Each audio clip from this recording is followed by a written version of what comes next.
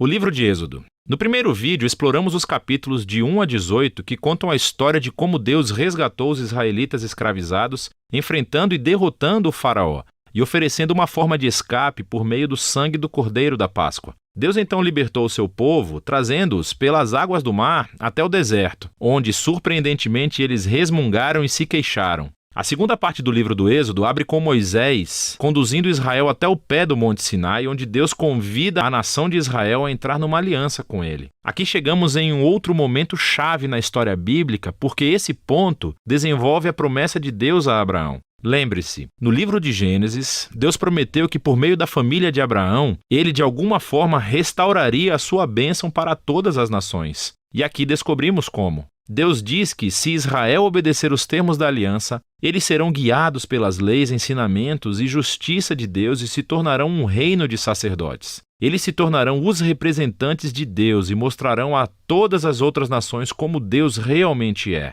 O povo de Israel aceitou a oferta avidamente. A presença de Deus aparece no topo do Monte Sinai na forma de nuvens, relâmpagos e trovões. Moisés sobe ao monte como representante do povo e Deus apresenta os termos básicos da aliança, os famosos 10 mandamentos. São os termos básicos do acordo do relacionamento entre os israelitas e Deus. Depois disso, vem outra coleção de mandamentos que desenvolve os primeiros 10 em mais detalhes. A lei sobre o louvor de Israel, sobre a justiça social, sobre como devem viver juntos, tudo moldando Israel em uma nação de justiça e generosidade diferente das outras nações. Moisés escreve todas essas leis e as traz para o povo que, mais uma vez, avidamente aceita fazer essa aliança com Deus. Uma vez feita a aliança, Deus toma mais um passo e avança o relacionamento. Ele diz a Moisés que quer que a sua presença sagrada, divina e bondosa viva no meio de Israel, o que desenvolve outro aspecto das promessas da aliança de Deus. Lembre-se, depois da rebelião da humanidade no jardim, o homem perdeu o acesso à presença direta de Deus.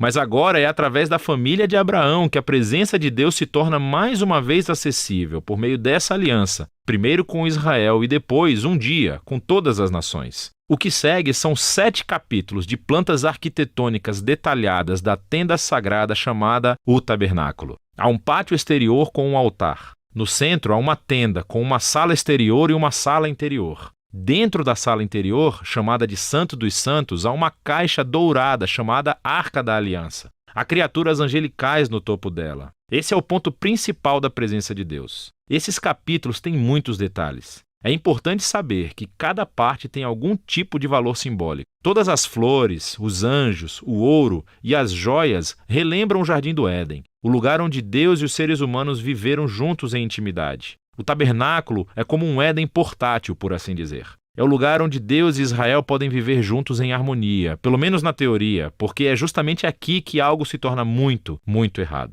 Israel quebra a aliança. Enquanto Moisés está no topo da montanha recebendo a planta para o tabernáculo, lá embaixo no acampamento os israelitas estão perdendo a paciência. Eles pedem ao irmão de Moisés, Arão, que faça um ídolo no formato de um bezerro dourado para que eles possam adorá-lo como o Deus que os salvou da escravidão no Egito. A presença de Deus está ali, no topo da montanha. Eles podem vê-lo, mas estão lá embaixo, violando os 2 primeiros mandamentos da aliança, com a qual acabaram de concordar. Não há outros deuses e não teremos outros ídolos. O que acontece depois é muito importante. Deus sabe o que está acontecendo lá embaixo. Primeiro, ele compartilha sua própria raiva e dor com Moisés. Ele diz a Moisés o que quer fazer, simplesmente destruir Israel. Mas Moisés intercede, apelando para o caráter de Deus. Ele diz, em primeiro lugar, destruir Israel seria quebrar as suas promessas de aliança com Abraão. Então Moisés apela para a reputação de Deus entre as nações. O que eles irão pensar se virem o Senhor destruir o seu próprio povo?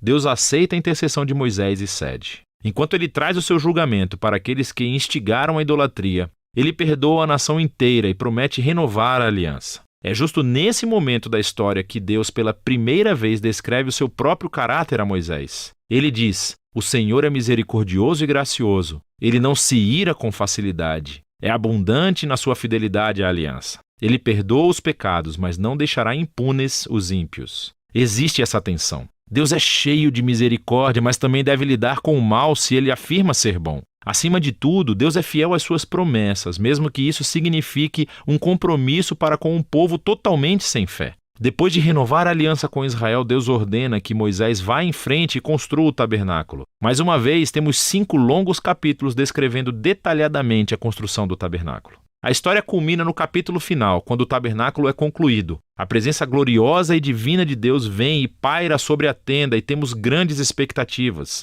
Moisés quase entra na tenda, mas no final não entra. Na verdade, ele não tem autorização para entrar. E o livro termina assim. É bem surpreendente, mas nem tanto se você pensar um pouco. Dá para ver o quanto os pecados de Israel danificaram o relacionamento com Deus de mais formas do que entendemos. Lembre-se, o livro começa com a maldade do faraó ameaçando Israel e ameaçando as promessas de aliança com Deus. Mas agora, no final do livro, Israel tornou-se o seu próprio inimigo. São os seus próprios pecados que ameaçam o futuro dessa aliança. Então, a questão apresentada no final do livro é: como Deus vai reconciliar o conflito entre a santidade e a bondade da sua presença com a corrupção pecaminosa do seu próprio povo? A solução para esse problema está no próximo livro. E esse foi o livro de Êxodo.